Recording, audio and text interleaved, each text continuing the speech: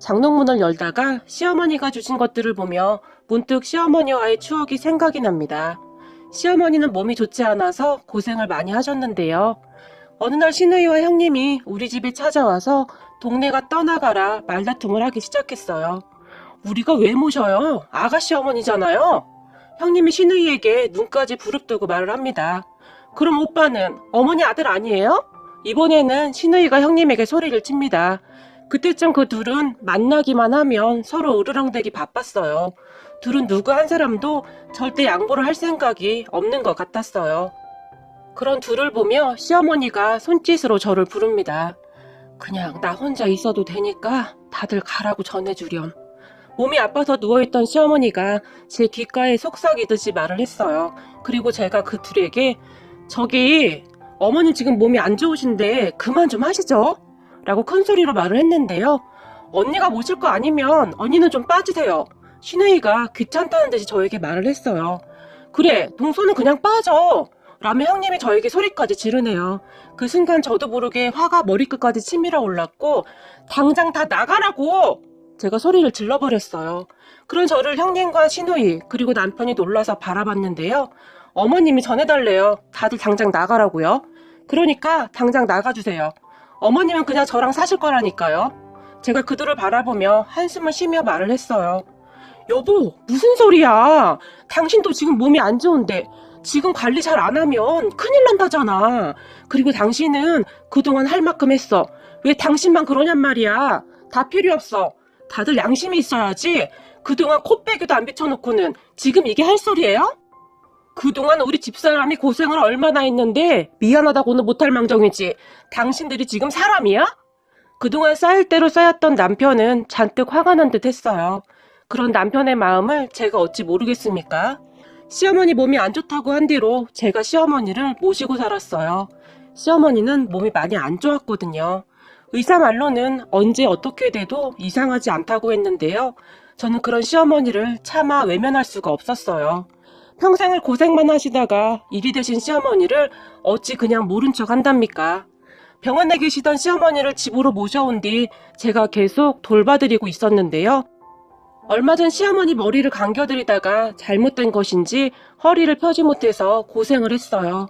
허리 디스크라고 정말 조심해야 한다고 의사가 신신당부를 했거든요. 그래서 남편이 가족들을 불러 모았는데 아주버님은 바쁘다는 핑계로 오지도 않았고 시누이와 형님만이 왔는데 둘이 으르렁대며 다투고만 있었어요. 정말 지긋지긋하다는 생각밖에 안 드네요. 그렇게 놀라서 서 있던 두 사람에게 남편이 형수님도 그러시는 거 아니에요.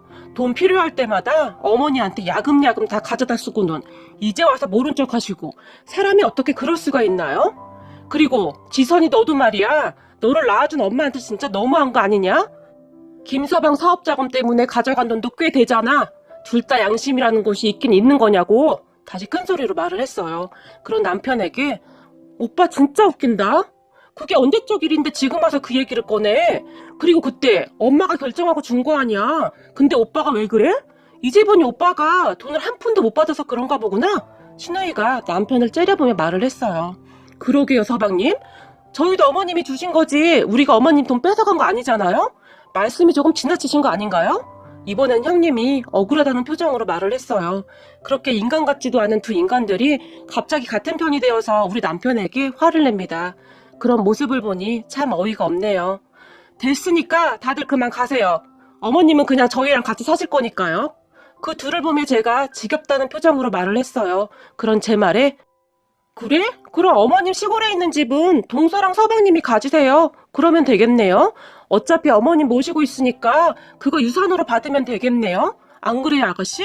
형님이 무슨 선심 쓰듯이 말을 했어요. 그런데 그 말을 들은 시어머니가 다시 저에게 손짓을 합니다. 그리고 제 귓가에 거짓말이다. 포기각서 쓰라고 해라. 당장. 이라고 말을 했어요. 어머님은 그냥 신경 쓰지 마세요. 저희가 알아서 해요. 라고 말을 했지만 시어머니도 지지 않고는 이번 주까지 다 준비하고 포기각서에 도장 찍으라고 해. 알겠니? 라며 힘겹게 다시 말을 합니다. 그리고 제가 그 사실을 그 둘에게 전달을 했는데요.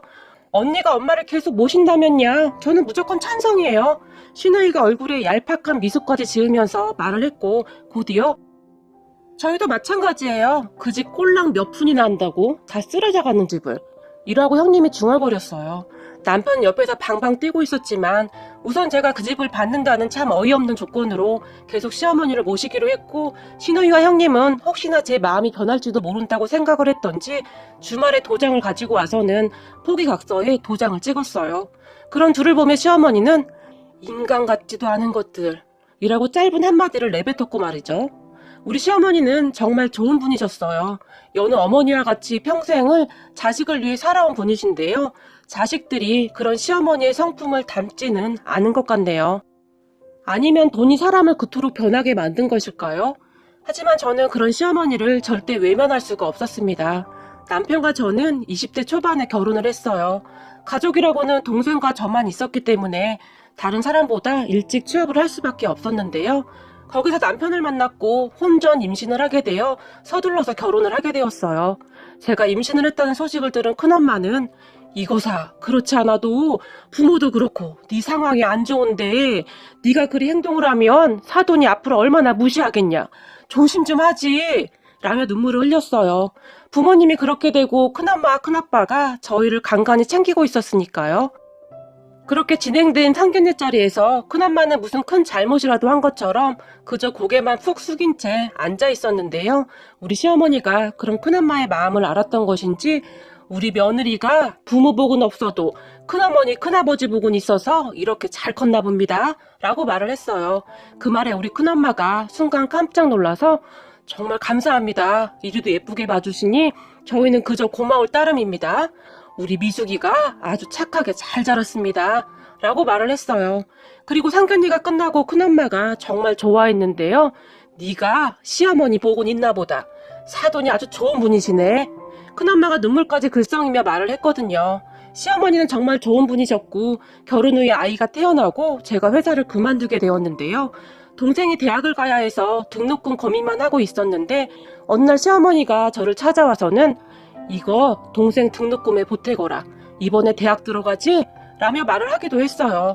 그런 시어머니에게 어머님 안 그러셔도 되는데 라고 말을 했지만 너도 내 자식인데 부모가 자식한테 이 정도도 못해주니? 시어머니는 오히려 화까지 내면서 말을 했어요. 시어머니는 항상 뒤에서 저를 챙겨줬어요. 저에게는 친엄마와 같은 존재였다고 해야 할까요? 그런 시어머니를 저는 도저히 모른 척 할 수가 없었어요.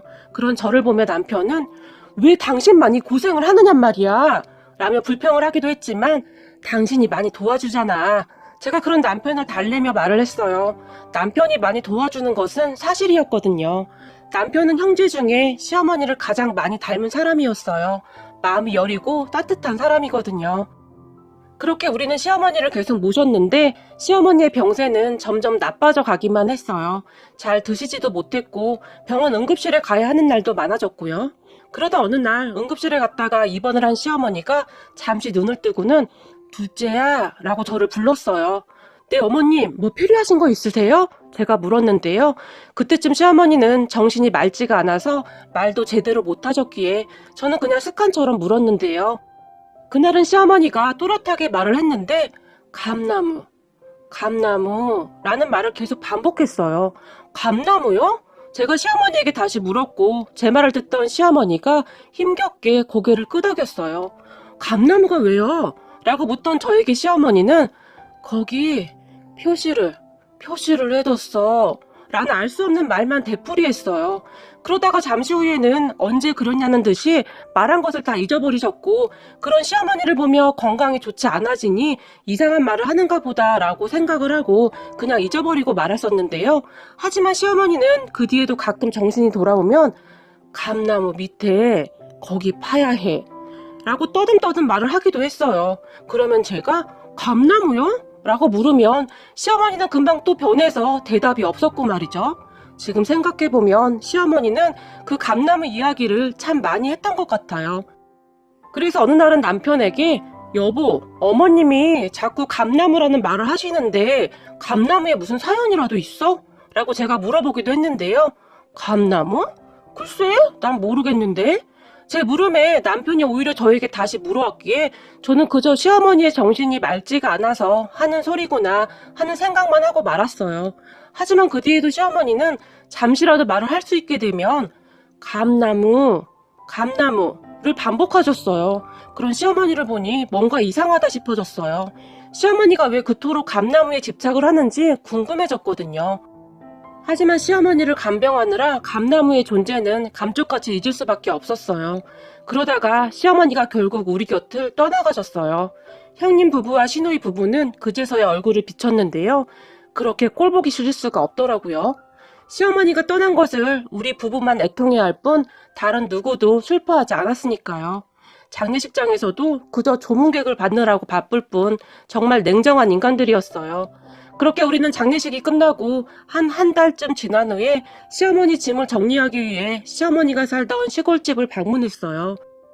시어머니의 짐을 정리하다가 심란한 마음으로 멍이 마당을 바라보았는데 시어머니가 자주 앉아서 햇볕을 쬐던 오래된 나무 의자가 하나 보였어요.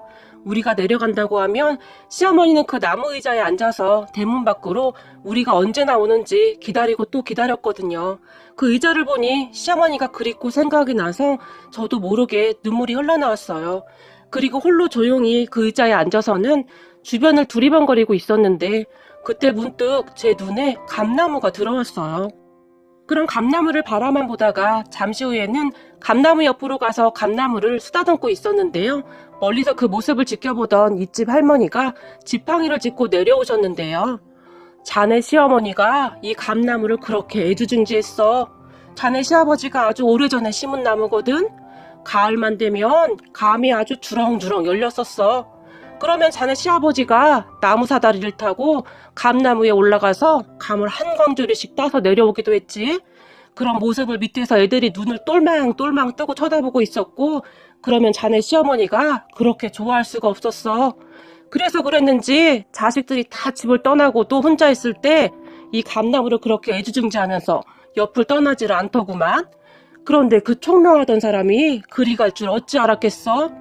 그건 그렇고 자네 시어머니가 둘째 며느리가 그렇게 잘 들어왔다고 자랑을 했었는데 역시 시어머니 마음을 아는 사람은 둘째 며느리밖에 없구만. 얼마 전에도 자식들이 왔다 갔는데 이 감나무는 거들떠보지도 않고 가더만. 이 집 부부가 심성이 참 좋은 사람들이었는데 자식들은 왜 그 모양인지. 제가 묻지도 않은 말을 순식간에 해버린 할머니가 한숨을 쉬었어요. 그런 할머니를 보고 제가 혹시 저희가 오기 전에 다른 사람들이 왔다 갔나요? 라고 물었어요. 벌써 왔다 갔지. 저번 주에는 이 집 큰며느리가, 그리고 며칠 전에는 이 집 딸이 와서 창고랑 여기저기 다 뒤지고 돌아다녔어. 뭐 가져갈 거 있나? 눈이 씨뻘개져서는. 할머니가 한심하다는 듯이 혀를 찼어요. 그 말을 듣는데 정말 이제 너무하다 싶더라고요. 어떻게 그럴 수가 있나요? 남편과 저는 감히 내려올 생각도 못하고 있다가 이제서야 내려온 것인데 말이죠. 분명히 뭔가 돈 될 만한 것이 있는지 확인을 한 것이겠죠. 어쩐지 장롱이랑 서랍장이 뒤죽박죽 되어 있어서 뭔가 이상하다 싶긴 했지만 형님과 시누이가 그랬을 것이라는 생각은 전혀 해보지 않았네요. 끝까지 시어머니를 기만하는구나 라는 생각이 들었거든요. 그렇게 멍이 서있던 저를 보며 입지 할머니는 그냥 내버려 두게나 그리 살면 꼭 벌을 받더구만. 그래야 하는 게 세상 이치인 거고. 그런데 내가 보기에는 아무것도 못 찾은 모양인지 둘 다 투덜투덜대면서 가더만. 이라고 말을 하더니 피식 웃으며 가버리셨어요. 저는 그렇게 올라간 할머니를 아무 말 없이 바라만 보다가 문득 시어머니의 말이 다시 떠올랐어요. 왜 그런 거 있잖아요. 시어머니는 왜 자꾸 감나무에 집착을 했을까? 그리고 형님과 시누이는 도대체 뭘 찾고 있었을까? 하는 생각이 들었어요. 그렇게 감나무를 둘러봤는데 그런데 감나무 옆에 무슨 커다란 돌이 하나 놓여 있었어요. 그 돌을 가만히 보고 있는데 문득 시어머니 말이 제 뇌리를 스쳐 지나갔어요. 감나무 표시, 거기를 파야 해 라고 했단 말이요. 그렇게 저는 옆에 세워져 있던 이미 녹이 쓸 대로 쓸어버린 삽을 가지고 천천히 감나무 옆을 파내려가기 시작했어요. 살면서 삽질을 해본 적이 한 번도 없었는데 이 삽질이 결코 쉽지가 않더라고요. 그리고 잠시 후 삽질을 하고 있는 저를 보던 남편이 당신 뭐 하는 거야? 놀라서 물으며 가까이 다가왔어요. 여보, 아무래도 뭔가 좀 찜찜해서 어머님이 나보고 감나무를 파보라고 했는데 오늘 와서 보니까 옆에 정말로 큰 돌이 하나 있어. 신기해서 한번 파보려고. 제가 약간은 신기하지 않아? 라는 표정으로 남편에게 말을 했어요. 뭐야? 그래서 진짜 파보게? 그때 어머님이 정신이 맑지 않아서 그런 거야. 그냥 한 소리를 가지고 뭘 그렇게 진지하게 받아들이냐? 아무튼 당신은 어머니 말이라면 너무 진지하게 들어서 문제야. 라며 남편이 고개를 저으며 돌아섰어요. 하지만 저는 그런 남편을 아랑곳하지도 않고 계속해서 땅을 파 내려갔어요. 사람 직감이라는 것이 분명히 있긴 있는 것 같아요. 그리고 잠시 후에 땅속에서 뭔가 딸그락거리는 소리가 들려왔어요. 순간 저는 뭔가가 있구나 하는 확신이 들기 시작했고 제 손은 더 급해져 가기 시작했어요. 그렇게 얼마를 더 파내려갔을까요? 땅속에는 낡은 비료포대 하나가 있었는데요. 그것을 보며 제가 여보 이리 좀 와봐 라며 급히 남편을 불렀는데요. 남편이 왜? 무슨 일이야? 라며 저에게 다가왔고 여기 봐봐 진짜 뭔가가 있는데? 뭐? 진짜 뭐가 있다고? 라며 남편이 놀라서 물었어요. 그 말에 제가 고개를 끄덕였고 남편이 허리를 숙여 안에 있던 비료포대를 꺼냈는데요. 제가 급히 걸레로 포대 겉을 닦아내고 끈으로 꽁꽁 싸매진 포대를 풀어봤어요. 그런데 비료포대 안을 확인하던 우리는 정말이지 뒤로 넘어갈 뻔했어요. 비료포대 안에는 다시 플라스틱 김치통이 들어있었고 김치통 안에는 비닐로 꽁꽁 싸매진 현금과 작은 금부치들이 있었어요. 그리고 언제쯤 쓰여진 것인지도 모를 손편지 한 통이 있었는데요. 하얀 편지 봉투는 세월을 고스란히 간직한 듯 누렇게 변해 있었는데 봉투 표지에는 삐뚤빼뚤한 글씨로 우리 둘째 며느리 수기 보거라 라는 짧은 문구가 하나 있었어요. 그 순간 저도 모르게 손이 파르르 떨려오며 눈에 눈물이 맺혔는데요. 그 편지는 시어머니가 저에게 보내는 편지임에 틀림이 없었어요. 그리고 제가 떨리는 손으로 편지를 펼쳐봤는데요. 수가, 나는 며느리라고 하기보다는 숙이라는 말이 더 좋구나. 그동안 고생 많았다 우리 숙이. 욕심 많은 네 형님과 시누이는 눈만 뜨면 뭐 가져갈 게 없나 쫓아오는데 너는 어떻게 된 애가 그리도 욕심이 없는 것인지 내 손에 항상 돈을 쥐어주고 가더구나. 여기 모아둔 것들은 내가 그동안 일해서 모은 것들이야. 욕심 많은 것들이 또 언제 들이닥쳐서 다 가져갈까 싶어서. 여기에 모아놓고 있었는데 우리 수기가 언제쯤 이걸 찾을지 모르겠구나. 그런데 이 엄마 마음을 가장 잘 아는 사람은 우리 수기니까 분명히 찾았을 것이라고 생각하마. 우리 수가 아프지 말고 네 몸 좀 아끼면서 살거라. 그리고 이 돈이랑 금은 말이다. 오로지 너를 위해서만 썼으면 좋겠구나. 항상 고맙고 또 고마웠다 우리 며느리, 우리 딸아. 대략 이런 내용의 편지였어요. 편지 내용이 안 보이는 것도 있어서 대충 작성을 해봤습니다. 지웠다 썼다를 몇 번이나 반복을 한 듯 했는데요. 편지를 읽는 내내 눈물이 멈추질 않았어요. 그리고 포대 안을 자세히 봤더니 두꺼비로 된 금덩이랑 목걸이랑 뭐 이것저것들이 꽤 있더라고요. 꽤 많은 현금과 금덩이가 있었어요. 문득 생각해보니 형님과 시누이가 이것을 찾아다녔구나 라는 생각이 들었어요. 그리고 시어머니는 그 두 사람들이 다 가져갈 것을 걱정했겠죠. 그렇게 저는 시어머니가 주신 금덩이와 현금들을 잘 챙겨서 가지고 올라왔는데 그 돈을 차마 쓸 수가 없더라고요. 시어머니의 손때가 남은 것들을 저는 차마 그냥 쓸 수가 없었어요. 그러던 어느 날 형님에게 전화가 걸려왔어요. 동서, 혹시 어머님 집에 내려갔다 왔어? 형님이 전화를 하자마자 다짜고짜 물어왔어요. 네, 얼마 전에 다녀왔는데요. 혹시 말이야, 뭐 찾은 거 없어? 뭘요? 뭐가 있나요? 저는 어머님 옷이랑 이것저것 정리만 하고 올라와서요. 제가 시치미를 뚝 뗀 채 말을 했어요. 남편과 그렇게 하기로 약속을 했고, 그리고 말이죠. 우리 시어머니 손때 묻은 그것들을 그들에게 절대 주고 싶지가 않았거든요. 돈에 환장을 한 것도 아니고 진짜 돈 앞에서는 부모도 없는 건가요? 마음이 아프기도 하고 씁쓸하기도 하네요. 그래? 아니 그냥 남편 말로는 어머님이 그동안 금을 꽤 많이 모아놨다고 하던데 그게 다 어디 갔나 해서 그제서야 형님이 본색을 드러내며 물어왔어요. 글쎄요, 저는 잘 모르겠어요. 관심이 없어서요. 라고 딱 잘라 말을 해버렸고 형님은 계속 민기적거리면서 전화를 끊었어요. 그리고 얼마 후 시누이도 전화를 해서 똑같이 물어왔지만 저는 그저 모른다고만 답을 했고요. 참 징한 인간들이네요. 얼마 전에 시어머니 기일이었는데 문득 시어머니가 그리워져서 남겨봅니다. 참 대단하다는 생각밖에 들지가 않네요. 그리고 자식들을 어찌나 못 믿었으면 그랬을까 하는 마음에 너무 슬퍼집니다.